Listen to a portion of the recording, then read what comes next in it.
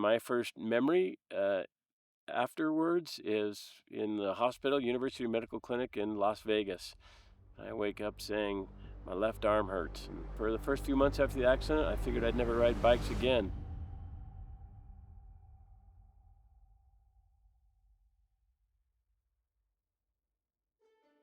I guess I choose adventure biking. For me, it's just the thrill of riding motorcycles, really.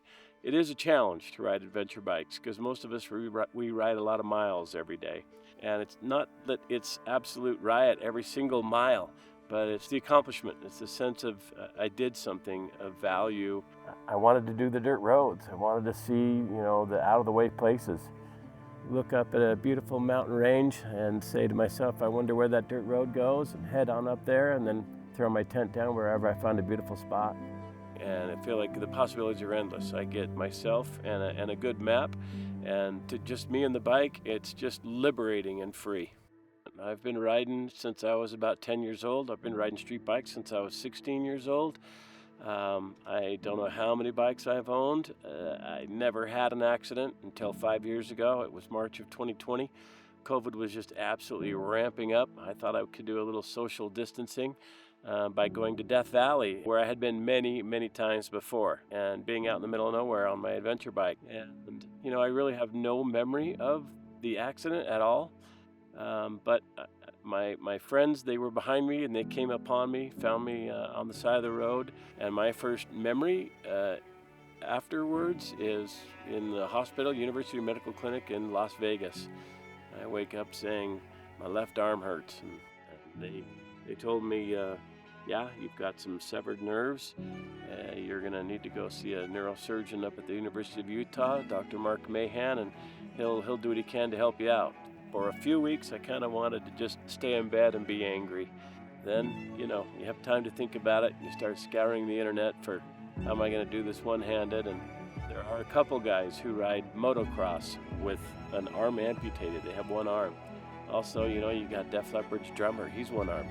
That also served as motivation. I thought I can do this. And within a year of the accident, I was riding. I bought the Honda Africa Twin with the dual clutch transmission, so it has no clutch lever. I went to Death Valley, back to the scene of the crime, so to speak, and it's been 5 years, and it's been a journey. The hardest ride I've been on would be the ride to Alaska that I did. It was a little over 3 years ago. It's 3,000 miles from where I live to Anchorage. It was hard in that I would wake up early and get going, and I rode all day after day after day, all the while knowing every mile I ride in the direction of Alaska is a mile I got to turn around and ride back. It was hard to think that after about 4 days, one night, I looked at the map and realized I was about halfway there. I called my wife and told her, I'm not sure if I'm gonna make it. This is grueling, this is tough. And she's not one who is a big cheerleader with this, but she said, you hate to make it that far and then not get there. And just those words from her pushed me on, motivated me. I made it to Anchorage after about 8 days. A buddy of mine told me if I make it, he's gonna fly up, and he flew up to a great dinner. I was able to ride more locally and kind of relax for a couple of days in Anchorage. Got to go out on the Kenai Peninsula and see Seward and Homer, and I really felt like it was one of the greatest accomplishments. It was just a huge sense of reward and accomplishment when I'd gotten home after being gone for over 3 weeks and done about 7,500 miles.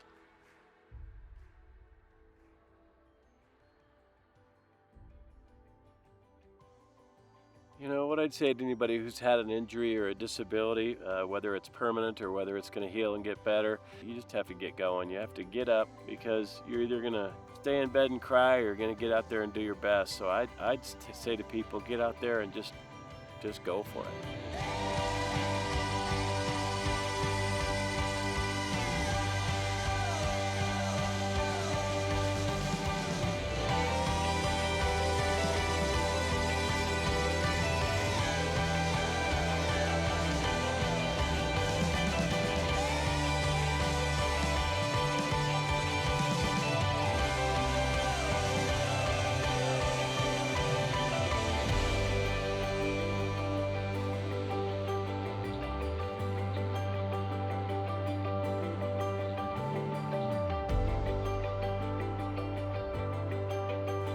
I'm Marshall Gardner. This is my adventure bike.